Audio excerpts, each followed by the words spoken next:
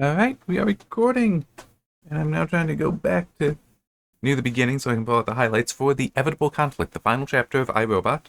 And it is an interesting one, and actually, it's interesting in different ways. Um, some that it almost seems inconsistent with Asimov's other work. Just give me one moment.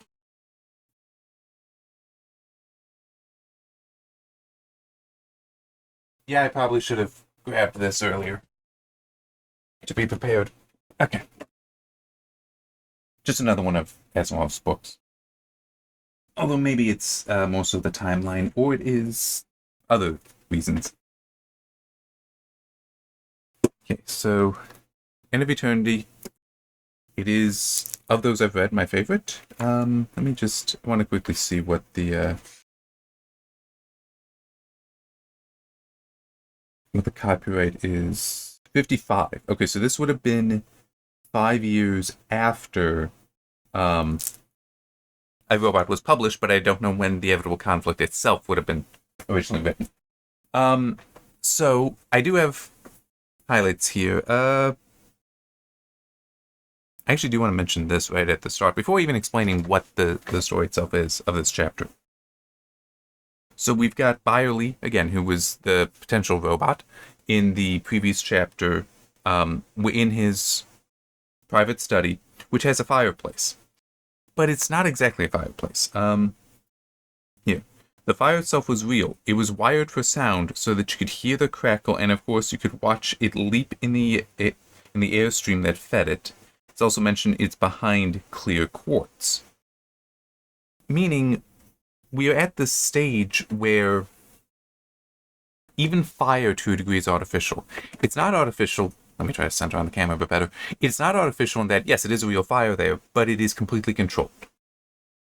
A device gets rid of the old ash, puts in new wood, ignites it, and it's wired for sound. So the visual you see is real, but the sound is coming through speakers, and the clear quartz means that you can see it, but potentially it's not even warming the room much. I'm not sure how well quartz would be able to block the heat transfer, but it certainly would block some. And you wouldn't be able to reach out and go near the fire. The quartz itself actually would probably heat up, but I don't know how much it would heat up. I'm just unsure. I do not have much experience with quartz. I have more experience with fire, which still isn't much. So anyway, the larger premise to this, he is now the coordinator for the planet, of which there are 4 regions, and each region has its own machine, which is a great thinking computer that manages everything. Manages the entire economy for those regions, and they do work together, so it's managing the economy of the entire world. One thing interesting, it's not brought up how other worlds are, because at this point, humanity does have planetary colonies on other planets, although maybe it is that the Evitable Conflict predates some of that. Might have been mentioned. I don't remember. I don't remember if it was in this chapter or not. Might have been mentioned that they do exist. So, yeah, just in theory, you could be importing from another planet, and that would throw things off if they do not have machines as well that are in connection. But here's the issue, is that with these machines controlling it all, how do you have these problems? World Steel reports an overproduction of 20,000 long tons. The Mexican Canal is 2 months behind schedule. The mercury mines at Almaden have experienced a production deficiency since last spring, while the hydroponics plant at Tianjin has been laying men off.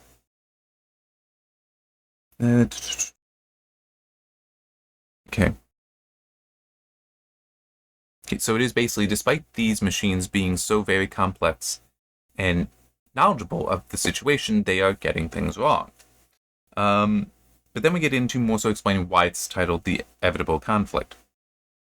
Every period of human development, Susan, because Byerly has invited Dr. Calvin there to talk with her about figuring out what's going on. And I get she is technically the protagonist. But there actually is something that occurred to me at the end of this chapter that is worth noting about this. Anyhow, every period Every period of human development, Susan, has had its own particular type of human conflict, its own variety of problem that apparently could be settled only by force. And each time, frustratingly enough, force never really settled the problem. Instead, it persisted through a series of conflicts, then vanished of itself. What's the expression? Ah, yes, not with a bang, but a whimper. As the economic and social environment changed, and then new problems and a new series of wars, apparently endlessly cyclic. I do recognize this as a gross oversimplification, but it is still not an unreasonable argument. Oversimplified, yes. But that their conflicts arise, and sometimes, just because everybody's different, conflicts arise, and cultures are different, conflicts arise, and you see some sort of conflict over this that may turn to actual violence, may turn to actual force. And in some cases, you then do see that one side is defeated, but the underlying idea that they had that motivated them is not necessarily defeated. To use one example, part of what was going on with, well, now that's, I don't even like that simplification. Let me try to think of a different one. No, not really. Well, kinda, and it does actually kind of relate as well. Cold War ends. So that was this great conflict between capitalism and communism. Though technically communism is still going on, you still got China and other nations. But it still is, you could try to say, oh, well, now true, there was never direct conflict between the West and East in that sense. It was all a bunch of smaller conflicts that definitely did happen. It is one of those funny things where technically the Cold War was not completely cold, but anyhow. Even though the Soviet Union fell, that isn't to say that communism hasn't endured in other places, but there's also part of the nature of communism with with how it does very intentionally try to divide people into two groups. A small, powerful group of elites, and then the large but unpowered group of workers, essentially. It's always like that. That still in some ways exists, even in the Soviet Union, even in the former Soviet Union, because unless there has been conscious effort to get rid of, because the elite, you still have elites that exist and are corrupt, which is also part of it with communism, is inevitably the elites are in one way or another corrupt. They might be corrupt out of greed, they might be corrupt out of just evil desires. I mean, it's like Stalin killed tens of millions of his own people because in some cases he just didn't like them. But you still have that corruption today, even with various nations that had once been part of the Soviet Union. So in that sense, it continued. We still have the elites and the non-elites. But that's kind of his point in a way. Even though the conflict technically isn't ended, it still continues. But it's the heart of it. The heart of the conflict continues even after the wars. But also that the wars are always seem to be inevitable. But he does believe that they've reached a point where this shouldn't be a problem anymore because the Earth's economy is stable and will remain stable because it is based upon the decisions of calculating machines that have the good of humanity at heart through the overwhelming force of the first law of robotics. Yes, that is him talking. Now there are some issues here, but it is still essentially the idea that these machines, they, by their nature, must serve humanity. Not exactly. We'll get to that. And that for that reason, they will do whatever is necessary to avoid war. But the thing is, as I read off already, there have been imperfections in their predictions, in their commands. What does that mean? Does it mean that they are faulty? Well, Byerly tried to order them to be examined to figure out what all is going on with them, but got the response that they couldn't. No, he said that no human could. He was frank about it. He told me, and I hope I understand him properly, that the machines are a gigantic extrapolation. Thus, a team of mathematicians worked several years calculating a positronic brain equipped to do certain similar acts of calculation. Using this brain, they make further calculations to create a still more complicated brain, which they then use again to make one still more complicated, and so on. According to Silver, the new head of US robotics, what we call the machines are the result of 10 such steps. So, and this is something we do see with some of the current machine learning stuff, where you'll feed it data and it starts finding patterns that no one has ever seen before. I think there's one thing I saw recently, though I've not looked into it, that supposedly they fed a bunch of pictures of the human eye, like just the iris and such, to a some sort of machine learning algorithm that would analyze them, and found that it could predict accurately whether the person was male or female, and also the person's race. And the reaction was, wait, what?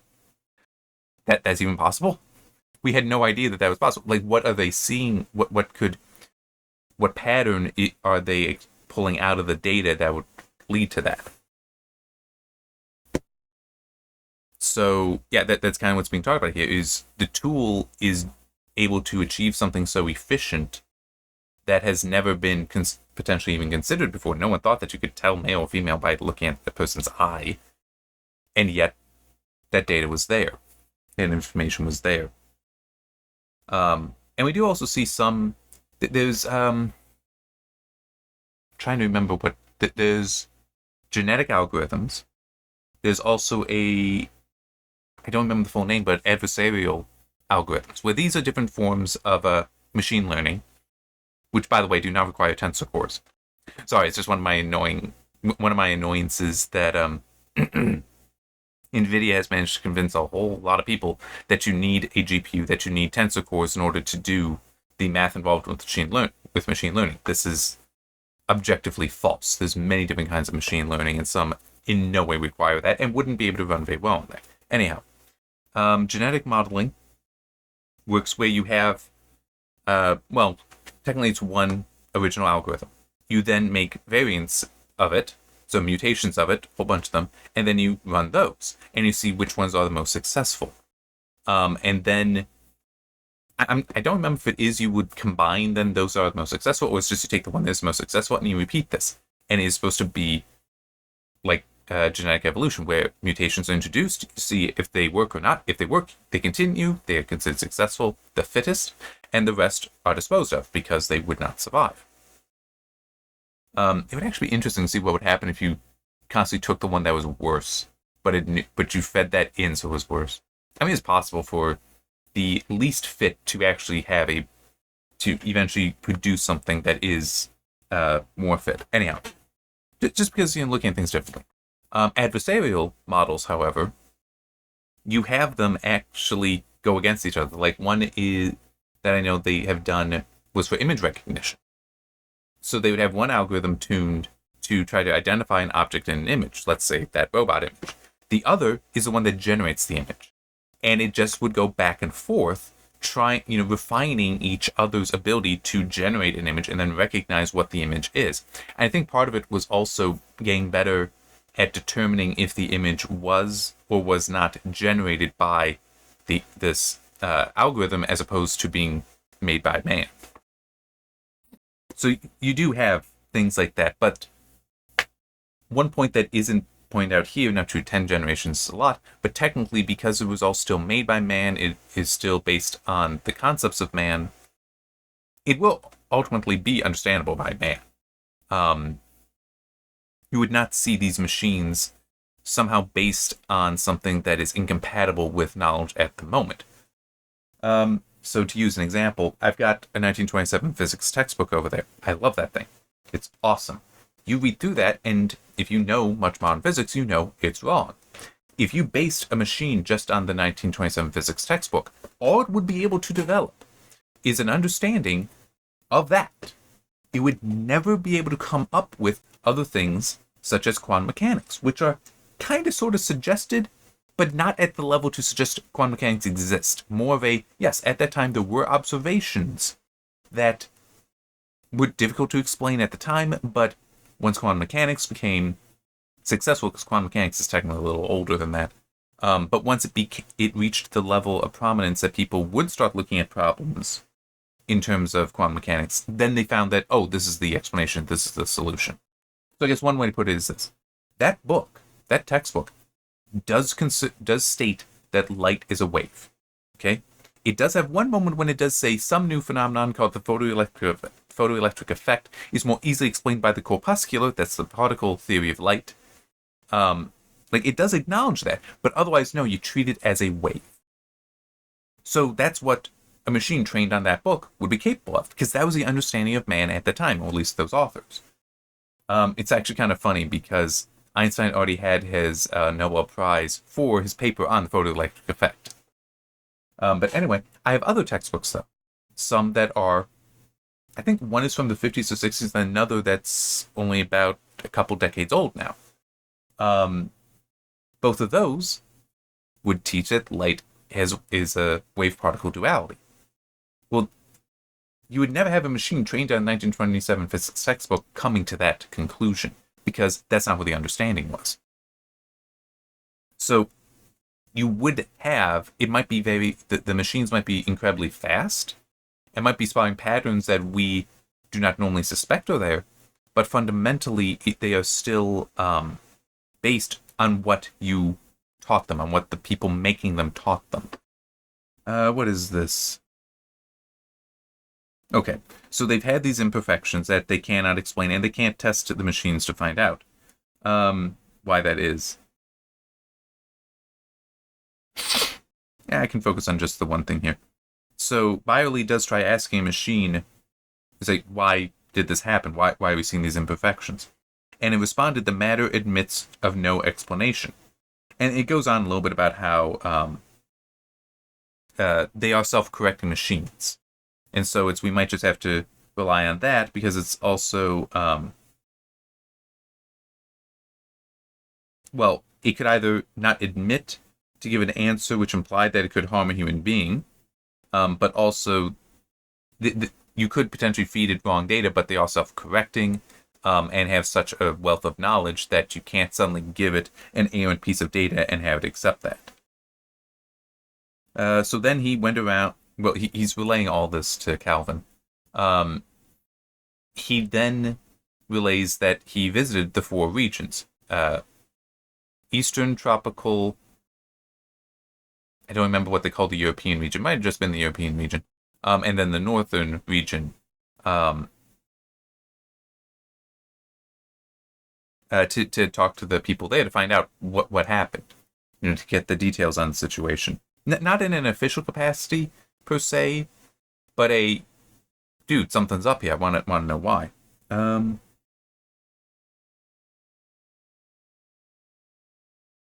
think this is for the tropic? Yeah, tropic region. Why is it a little off? It is often a little off. Not oftener than you would expect. That's not a fun one with my speech impediment. We don't expect too much of it, Byerly. We feed it data, we take its results, we do what it says. But it's just a convenience, just a labor-saving device. We could do without it if we had to. Maybe not as well, maybe not as quickly, but we'd get there. But you are still doing exactly what it says. Then there's also this, because there's the talk about the Society of Humanity, which is how one person explains it. Bunch of crackpots, but harmless. They don't like the machines, claim they're destroying human initiative. So the Society of Humanity is offshoot of the fundamentalists that seem to be less militant, but they are strongly against the machines in this function. Yeah, I can skip that highlight. Essentially, what he learns is that that each location that had one of these issues, you can somehow connect it back to the Society for Humanity, where you have the company that had the overage of steel was actually run by them, and so may have ignored or adjusted what the machine stated in order to defy it, out of pride, and therefore we have this error. The unemployment in the eastern region, the person who owned and ran a company, which I need to talk about that, he found his company having to be shut down because another factory was built in the same city and it could be run more efficiently. So his factory was shut down and all that. He got a different job, but he had people unemployed who then had to move around. The Mexican Canal, what being delayed was because the engineer, who said it was actually the machine who gave him wrong data, which may actually be true. I'll get to that. Is also a member of the society. Things like that. Then just do have one thing here, which is the point, the highlight here, which is the point that this is made by the Northern vice coordinator, that there are some things that we can't actually feed into the machine. So, like, there's still cotton buyers, because they can take the cotton, feel it, even touch it with their tongue and such, listen to its sound, and can tell the class, the quality of the cotton, which is something a machine can't do, because we don't even know what it is they're checking. It's like, we can't quantize it sufficiently to identify, this is what makes it this class, this is what makes it not that class. It's purely experience and intuition to a degree.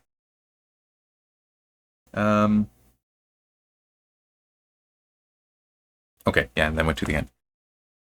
So what Byerly ultimately tries to conclude from this is that because the society is involved with all of these, he wants to actually make it, wants to try outlawing it. There's obviously no time to lose. I'm going to have the society outlawed.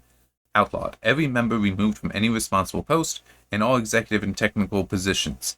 Henceforward, it can be filled only by applicants signing a non-society oath. It will mean a certain surrender of basic civil liberties, but I'm sure the Congress, it won't work. She cuts in. Yeah. So it's basically he is going full on that train of thought, that they're the problems, that's what we have to deal with. Which is not a healthy response for multiple reasons.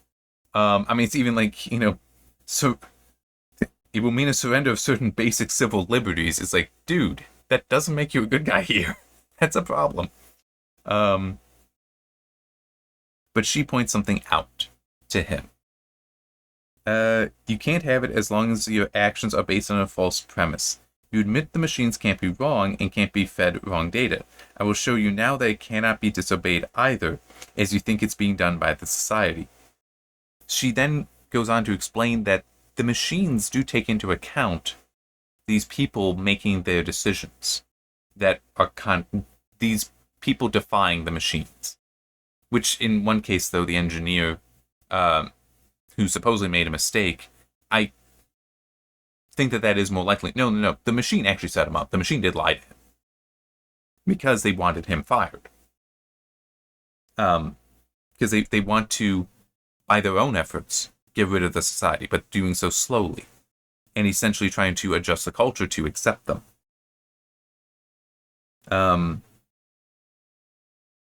Yeah, that is her point there, that they are self-correcting also to society.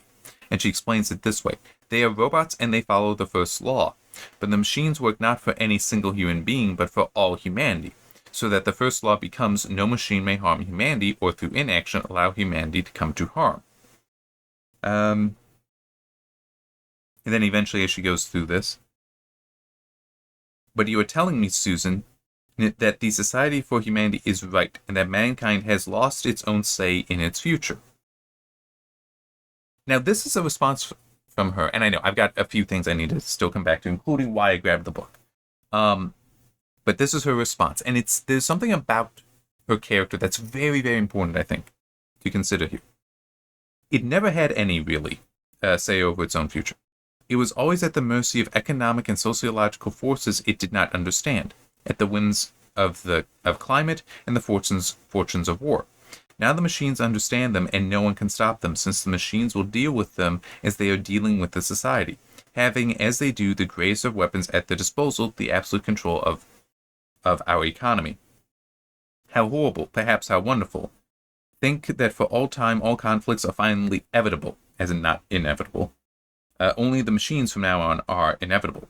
Now it's worth noting that the whole thing about her character, she's a misanthrope. She doesn't actually like people. So her saying this is like, well, she doesn't really like people. She doesn't really like humanity. She likes the robots. Like, she herself is biased here. And the idea of, oh, well, humanity has never really had much control, that's exactly what she would say, that because she looks down on humanity. Just trying to remember, because I think that there was also a quote, or maybe no, I guess not a quote.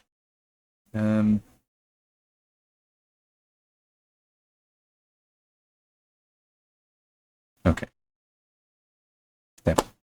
don't need that. So essentially, what Asimov has described here with these machines is the Illuminati.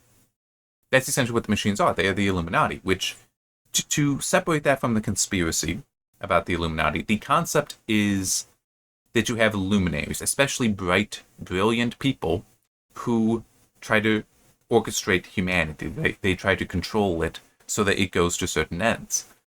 Now, being human, they are fallible and are corruptible, but the machines are essentially that, but they are not.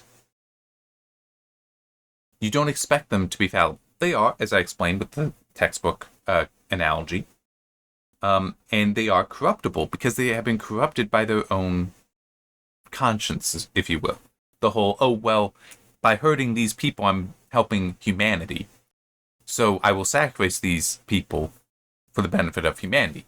That is in itself a kind of corruption, because at what point is that intolerable to accept such sacrifices? So it describes that the European region is the smallest of them, is the oldest, and is the only one that has had its population continuously declining. Well, that's kind of a problem. But could the machines ultimately decide, well, we'll just sacrifice that entire region? We don't need it anymore. They could. They could. And then what would happen? You could see the culture of that region erased. Because, well, it would have to be given over to a different region then. Things like that. And that would be a harm. But it would be better for society elsewhere. One of the fundamental issues with this, and is the machines are Marxist in their nature. They are. With the whole, they are still dividing between elites and the workers, but they are the elites.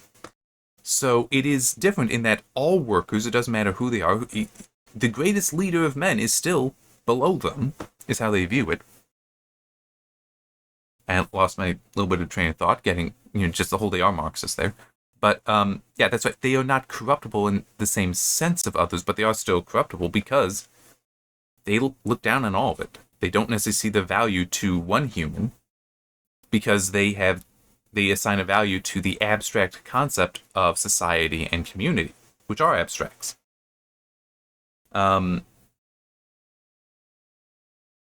So, for example, the idea that a company made too much steel.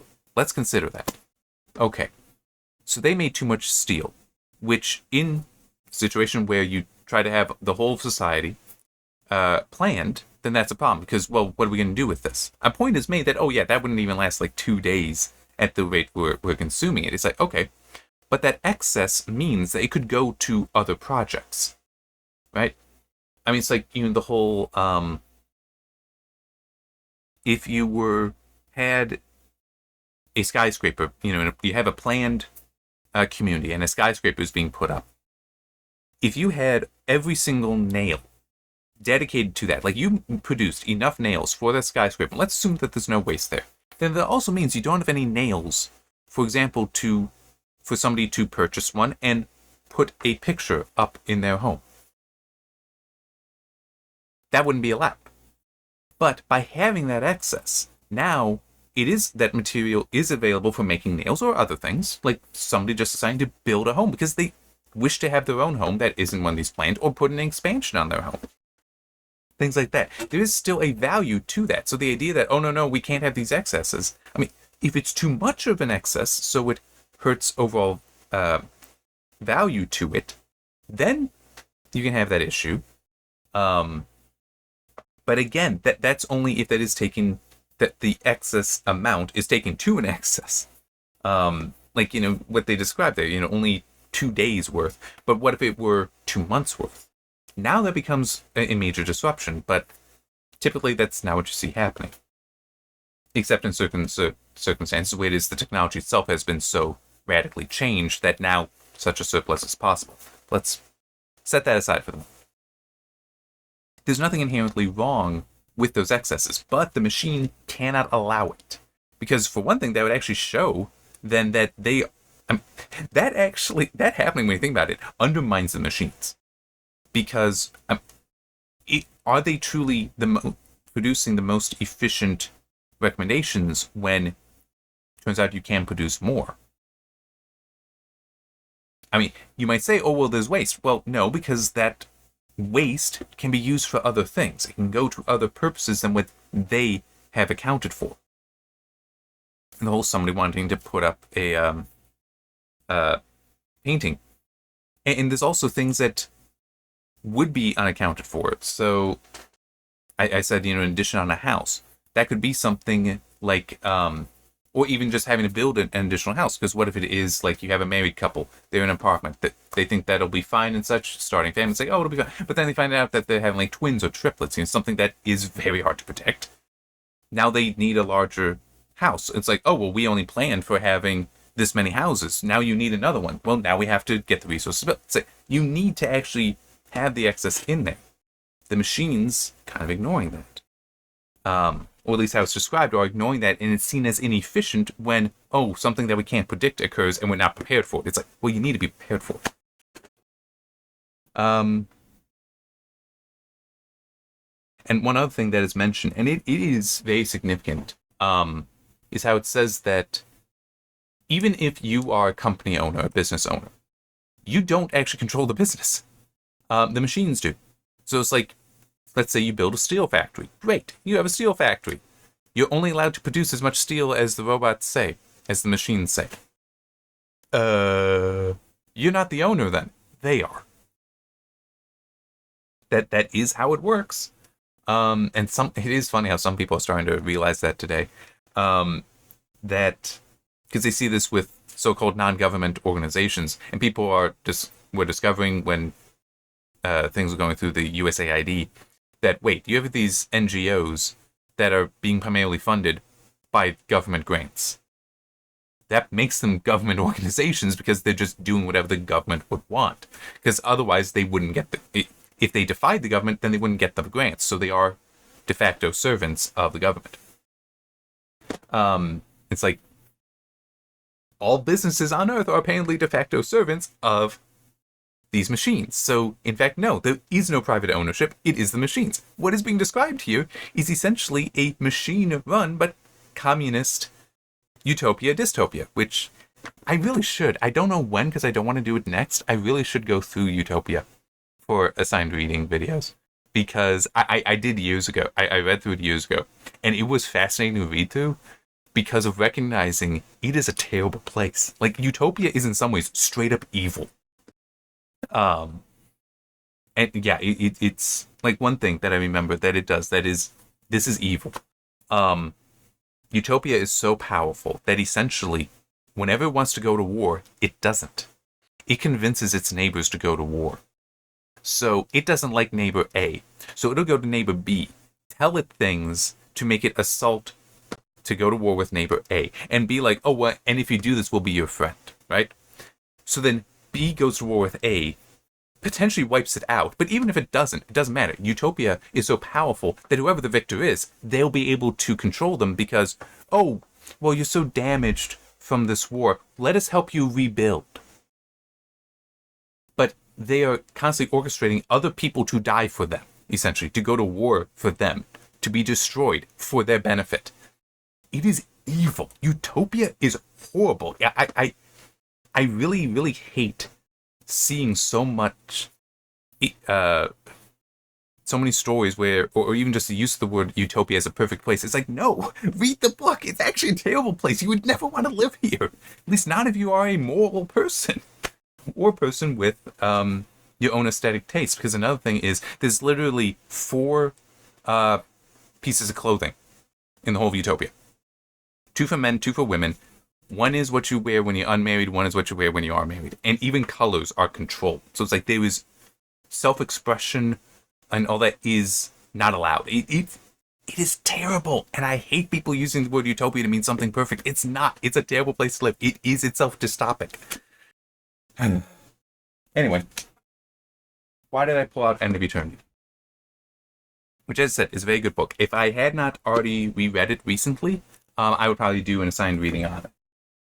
But as I said, I reread that like a few months ago.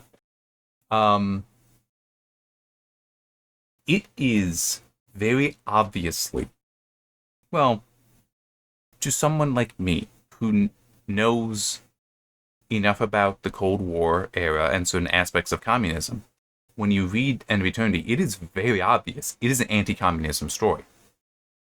And yes, I am technically spoiling it, but Eternity is an actual place that the idea is it exists outside of time, hence why it's called Eternity. And it is able to visit other places, it's able to send people to visit other places in time, and they use this originally for economic purposes.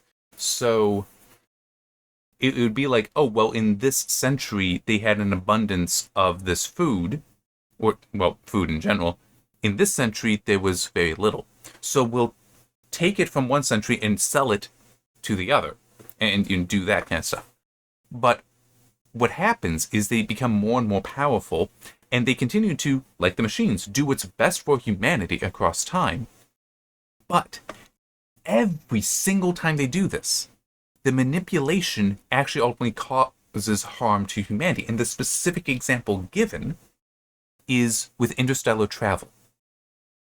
That somehow, and it's basically coincidence, but it's also a metaphor for human progress. Every single time that Eternity is doing these things to better humanity, it is resulting in the interstellar drives not being developed, which means that humanity is being continuously kept on Earth and never exploring outside. In fact, it starts, a dude manages to prevent a specific addiction that sweeps through humanity and causes great harm because some people being addicted. That's not a healthy thing. But it ended up costing, I think it's just the gravitic drive. In any case, it is some sort of interstellar drive. And they all vanish. The great grand spaceports vanish because they were never invented. Well, the problem with this is humanity's not alone in the universe. And you actually end up seeing a different...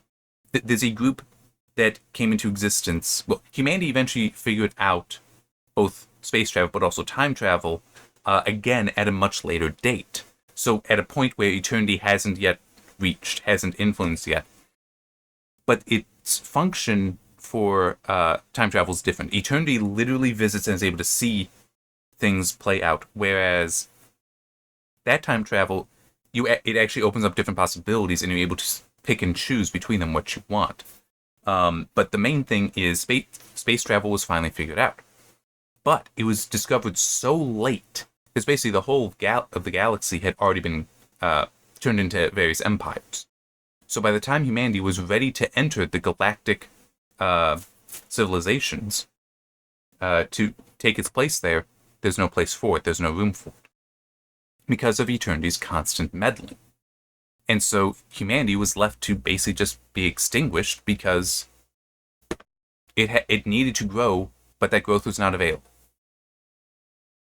So yes, it is very much an anti-communist story, because Eternity is communistic in its nature, and that it's trying to plan and just control these things with the best of intentions. Whereas, you don't necessarily have as much corruption as you do see in communist states, but it does still have this effect of producing great harm, because it's short-term harm versus long-term benefit kind of stuff, and things like that. And it's also, they do believe that they themselves are right and all that. It really is a very good book. And I would say, yeah, it's better than iRobot. But it is... The way Calvin talks about the machines, she likes them. And this is described as a good thing. Like, we finally have this end to war. But he then, 1955, so 5 years later, you've got End of Eternity coming out that's basically acknowledging that the conflict is kind of necessary. Humanity suffering at times is necessary because at the same time as you suffer, you also can find greatness. And in some ways, I know that better than others. I've had a miserable life for so many years now, but during those same miserable times, I also have written the bulk of my books. I mean, true, not all that good, but still, that gave me the time to write these books. It also gave me time to build up various skills and experiences that I do make significant use of at work. So it's like, yeah, you can have miserable times, but good things still come from that, still come out of that. If somebody were to forget that, that's actually very inherently dangerous. The machines don't really consider that, neither does eternity. So, yeah. So it is just, it is a curious story to end on. And also one of them, I don't remember which one of the books I have, it actually just end with making the point that, oh yeah, because his family fled from Russia when he was quite young. Let me actually see. It might be End of Eternity. I don't think it is.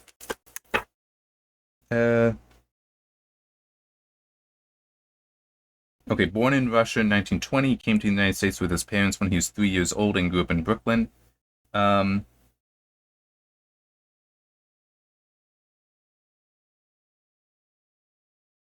I don't see it here, but there is, at the end, one of the things, one of the others, he describes that he basically was smuggled here, that his parents stuck him in their suitcase when going through Ellis Island or whichever it was, and all that. But it does also conclude with, and you can believe this, because I'm writing it. Because I'm the one that's writing this, and you know I'd never lie to you or exaggerate things about my life. It's quite amusing to me anyway. But no, he definitely had an understanding of the evils of communism. So it is weird to see iRobot end with something that is, it seems to be showing the good to it. But then maybe you are just supposed to remember, as I point out, Calvin is a misanthrope. She doesn't like humanity.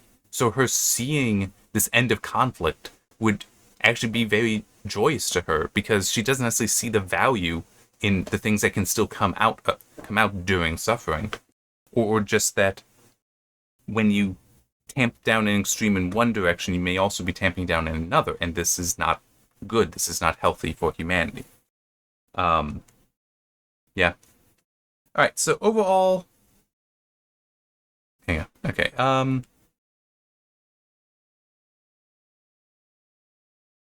don't know what I want to say for my overall with iRobot, because it is odd, because it's a story collection. And it does seem that some of them were written at different times, such that you don't have a consistent thread through them. As far as, like, I mentioned with the Evitable Conflict, no mention about, well, how do the planetary colonies factor into this? Because, like, okay, you had 2 days worth of extra steel made for Earth. Okay, well, what happens if another planetary colony is making a bunch of steel and tries to sell it on Earth? It's like, what, did the machines say, nope, get this out of here? That seems not a reasonable belief, but maybe that's what we're supposed to believe. I don't know. But it still is, we're forgetting that. But maybe it was when he originally wrote The Evitable Conflict, he didn't have the interstellar stuff figured out yet. It's possible. So there are issues with that there. As far as, because originally why I read iRobot, why I bought that copy, the physical copy, was for a class, a sociology class that I had. And it was assigned reading there. And it's why I made that video before. I don't even remember what all I said in that video. But the original assigned reading video, when I was just talking about it, and the importance of, trying to read books for their enjoyment, not just because you're told to, and how it can impact you. Make it harder to read a book that you would otherwise enjoy. But anyway, with that class, I don't quite remember all of the discussions there, but I do kind of wonder how much of it included a consideration for things such as just the time period. That what he was describing, which we now see some of those technologies, the robots, the thinking machines, we have stuff relatable to that. Not necessarily what he's actually describing, but kind of familiar. But back then, no, not so much. At least not well known of. Not in the popular zeitgeist, you might say. But I don't quite remember some stuff, like how he's basically describing with the Evitable Conflict, a communism has been achieved for the planet. I don't remember if we talked about that, but I do feel that you would need to, if doing an analysis of iRobot in that kind of academic setting, you would need to stop and consider all those points. How, what he experienced in his life, what he saw for different things, and how, because some of them are just stories, but some of them are more philosophical. It's meant to make you think about the future and nature of humanity. But it is, as I said, because of the whole little inconsistent across all of them, it's not as obvious, it's not as clear, some of that. But yeah, I'd still say End of Eternity is my favorite. iRobot has some good stuff in there, as I've been pointing out. Some of these stories, despite it being like 15 years since I first read the book, I still remember them. So yeah, it is still a good book, but it is, if you were to analyze it, I think you do need more than I can remember us talking about in that sociology class. And it is also a definite, I don't recall if we went through it chapter by chapter. You would need to go chapter by chapter in it, in such a class. So yeah, I mean, like I said, you would need to go chapter by chapter. And I would even say do 2 days for each chapter, where, and just because that we can have one day where you talk about it, people can say different things, and then the next day you come back. So it's like, okay, did anyone think on this and come up with a response? Where somebody's saying, oh, well, this was good. And it's like seemingly just commanding the conversation. But then the next day, okay, did anyone think on that and come up with a good response? That so shows that they are wrong. Because sometimes, when somebody is no longer commanding the conversation, you can think of that. But yeah, so it's interesting in that regard. All right, that finishes it. So I do know what book I want to do next. I don't want to say what that is. Sorry, I like keeping these things self-contained. But it should be interesting, at least for me. Hopefully it will be for everyone else. But yeah, we'll have to change out that picture though. Where's the mouse? There it is. But yeah, okay. I'm just thinking, because I've got 5 Asimov books. End of Eternity is my favorite. The Stars Like Dust next. I would actually put iRobot here, so 3rd. And then we got Pebble in the Sky and Currents of Space. I guess I'll give Pebble in the Sky above Currents of Space. I've only read those 2 once because I did not like either. But I think I would I think I want to say I dislike Currents of Space more. But it is still, Stars Like Dust and End of Eternity are very, very good books. I've tremendously enjoyed those. Those are easy to recommend. iRobot, not as easy a recommendation. The other 2, I would just not recommend. Sorry. And I should probably try to read more at some point, but I got so many other books to read. Including what I'll be doing next. So, yeah. See you then.